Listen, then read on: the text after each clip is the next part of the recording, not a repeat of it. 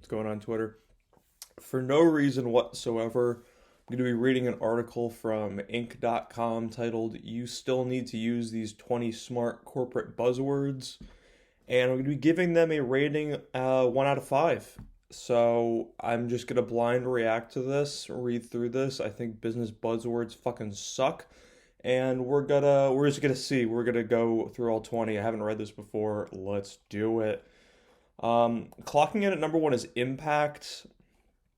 Impact is a powerful one that you don't need to read it, but I think you can't really work around using the term impact. I feel like that's a pretty standard one. It's not too douchey. It speaks for itself. There's really no other word for it. So clocking in number one, impact. I'll give it honestly like a 5 out of 5. That's pretty good. Uh, Coming in hot at number two is corporate synergy, and I've never heard the word synergy be used and think, damn, this person's smart. I always hear the word synergy and think, wow, this sounds like a fucking joke. Um, they really went the extra mile to tag in corporate, so I'll give it a solid 2. Number three is disruption. Now this one's interesting because I feel that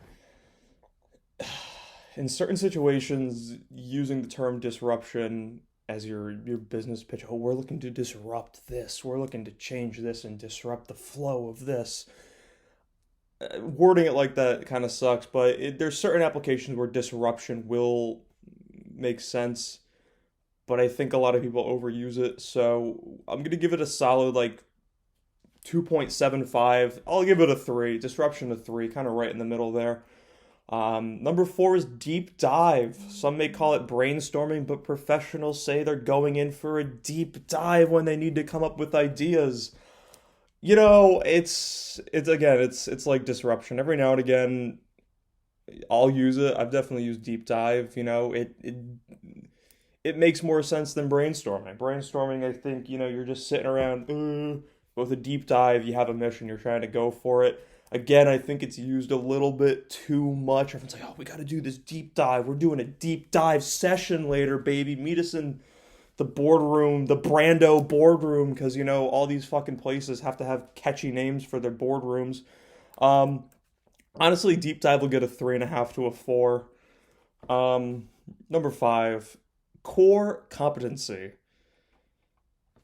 I don't know. Just like 3. I'll give it a 3, middle of the road.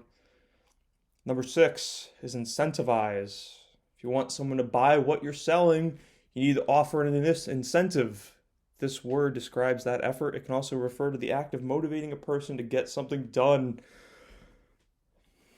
I don't know. 4, again, I feel like incentivize has been around since before the kitschy business boom, so don't fix what's not broken. Why can't I speak today? I'm just doing this off the cusp. I'm fucking bored. I'm on the clock. Let's do it. Honestly, incentivize. I'll give a solid 4.5. Um, Not my favorite, but whatever. Number 7, outside the box. Again, don't fix what's not broken. Um, yeah, we're thinking outside the box. Perfect 5 out of 5. Been using it since I was a kid. It's a classic favorite. Now here we go. Here we go. We're getting into the good ones. Number 8, coming in at all your tech startups, all your design agencies, bleeding edge. Cutting edge? Nah, who gots? Cutting edge is so 1999. We're at the fucking bleeding edge of this. Um, if you honestly use bleeding edge in your business structure, model, explanation, whatever, go fuck yourself. That's a solid. I'm gonna give it a 1.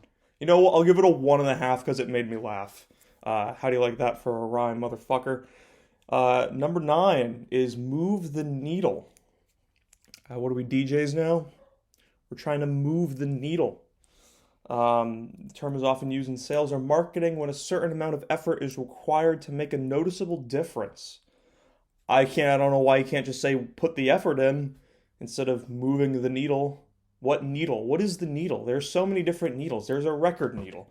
there's a sewing needle, there's a hypodermic needle. In that there's multiple different kinds of hypodermic needles. Like I want some explanation as to what needle we're moving.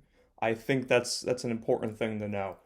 Um, Number 10, and honestly, I'm going to read the definition before I read the word. As if there weren't enough terms for coming up with ideas, here's another one. Ideate. I don't know. 3. Right in the middle. It's again, it speaks for itself. You come up with ideas. A lot of people need to do that. Oh, here we go. Number 11. Unpack. We need to unpack this. That's a 5 out of 5. Come on, it's great. There's a lot to unpack with that one. Number 12 is kind of stupid when overused yet again. It's wheelhouse. I've fallen victim of using the term wheelhouse a lot, and looking back, I just feel like a chum. So we'll give wheelhouse a solid like 2.75. You know what? We'll give it a 3. It has its place, but again, overuse is a little.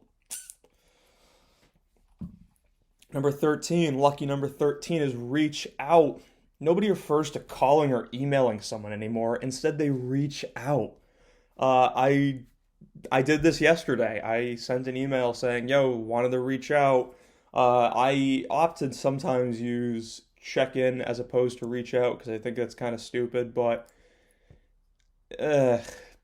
2. Number 14, creatives, you know this. You know this well. Deliverable. I don't know why you can't just say fucking here it is. This is the quantifiable good or service provided as a result of completing a project. A favorite term for project managers. This word is spread like a virus. And if we've learned anything from the last year, fuck things that spread like viruses. So deliverable gets a solid 1.5. Number 15 is amplify. In music, this means an increase in volume. In business, it means to improve. It often is used in the context of social media since an amplified message is one that is shared more often. Let's leave this one to music, honestly.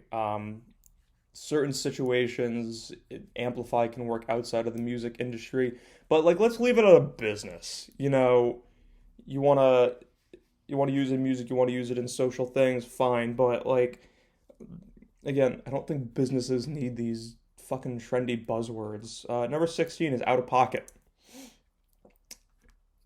If you don't have insurance, you know what I'm talking about. Let's give it a solid 2. I don't know if I rated amplify. I'm going to give that one a 2 as well. Here's another one. Number 17, drill down.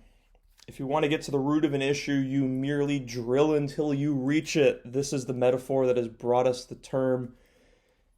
term to the boardroom.